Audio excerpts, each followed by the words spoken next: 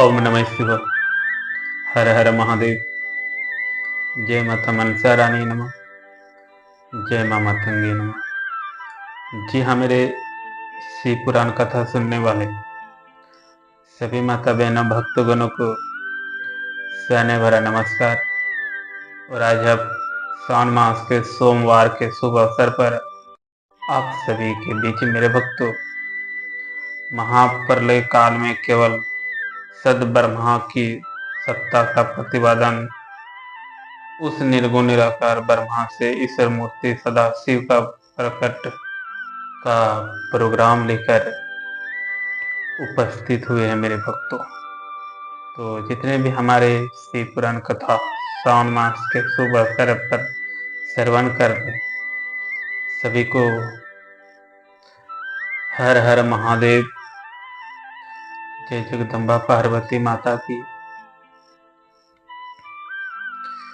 जय मनसा देवी की, जय मातंगी माता की, गुरुदेव भगवान की हर हर महादेव।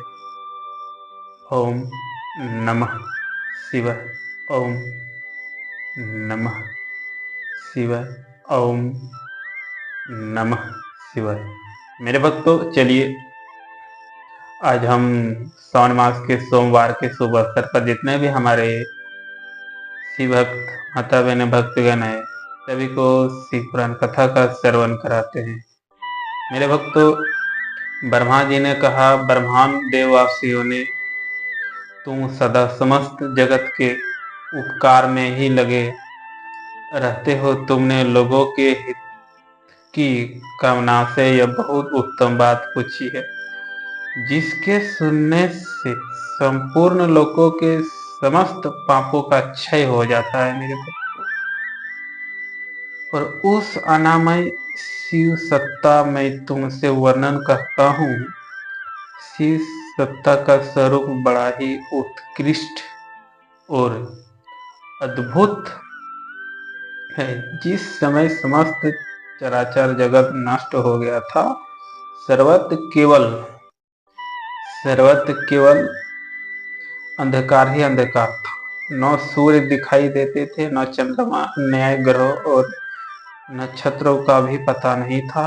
न दिन होता था, न रात। अग्नि, पृथ्वी, वायु और जल भी सत्ता नहीं थी।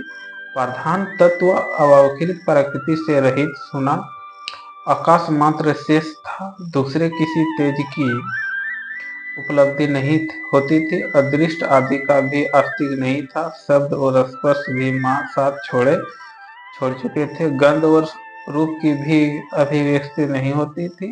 रस का भी अभाव हो गया था।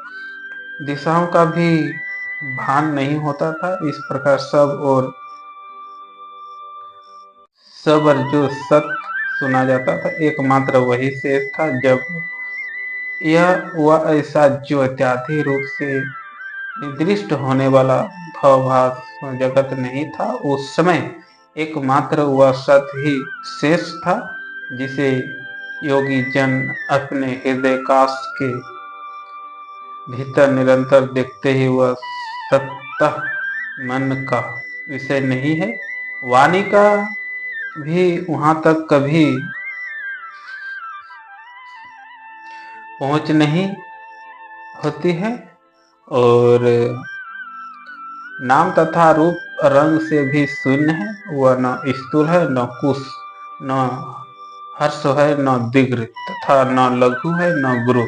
उसमें न कभी वृद्धि होती है, न हर्ष। श्रुति भी उसके विषय में चकित भाव से है, इतना ही कहती है, अर्थात उसकी सत्ता मात्र का ही निरूपण कर पाती है। उसका कोई विशेष विवरण देने में असमर्थ हो जाती है। वह सत्य ज्ञान रूप अनंत परमात्मा परम ज्योति स्वरूप अपरिंद आधारित निराकार निराकार निर्गुण योगी सर्वव्यापी सबका एकमात्र कारण निर्विकल्प निरामय शून्य उपद्रव रहित अद्वितीय अनादि अनंत संकोच विकासित शून्य तथा चिन्हमय है मेरे भक्तों।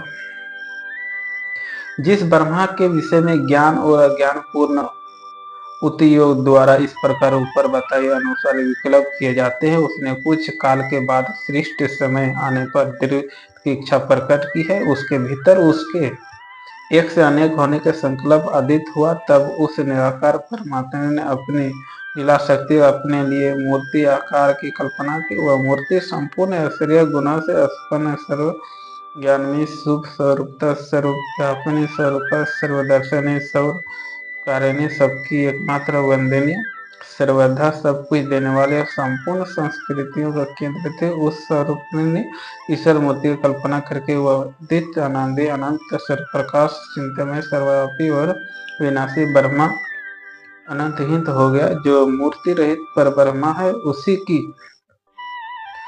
की मेरे भक्त मूर्ति चिंतनमय आकार भगवान सदा शिव है।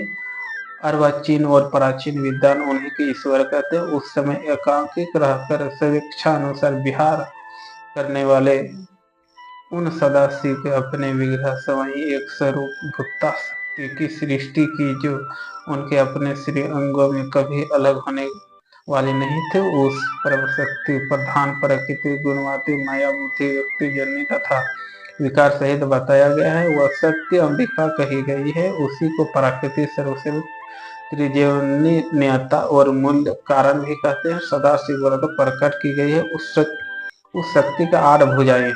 उस शक्ति का कितना भुजाएं मेरे भक्तों? उस शक्ति का 8 भुजाएं हैं।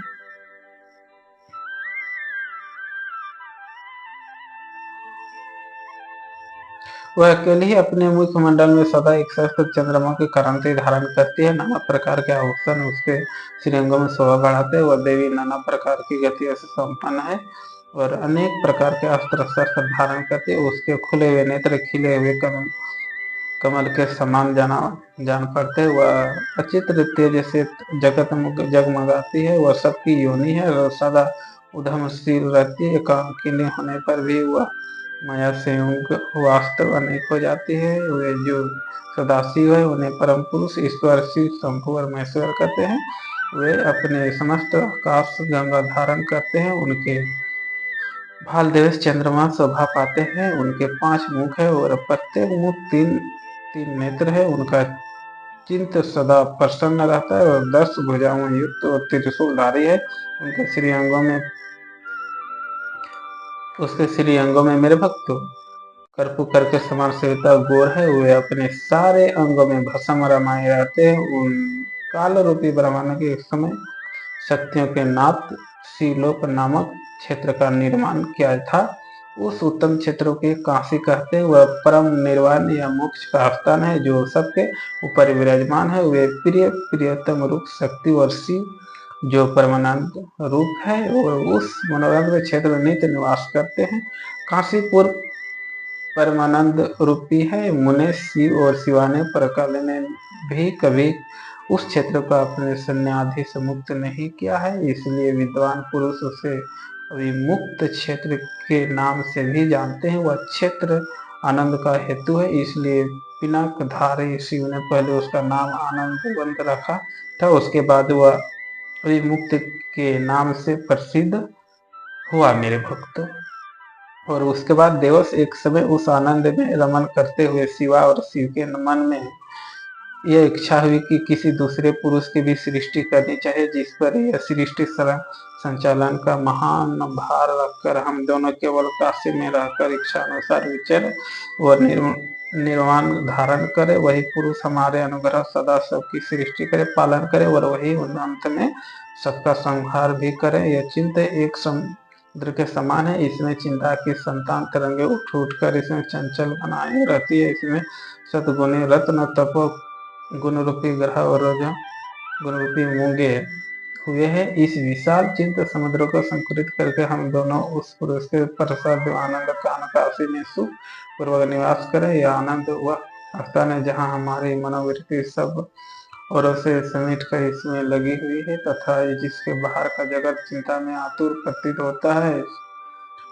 ऐसा निश्चय करके शक्ति सहित सर्वव्यापी परमेश्वर शिव ने अपने वाम भाग के 10वें अंग पर अमृत मन दिया। फिर तो बाहर से पुरुष प्रकट हुआ जो 3 लोकों में सबसे अधिक सुंदर था। वह शांत था, उसमें सत्व गुण की अधिकता थी। वह गंभीरता का अथाह सागर था। मुने क्षमा नामक गुण से युक्त उस पुरुष के लिए ढूंढने पर भी कहीं कोई उपाय नहीं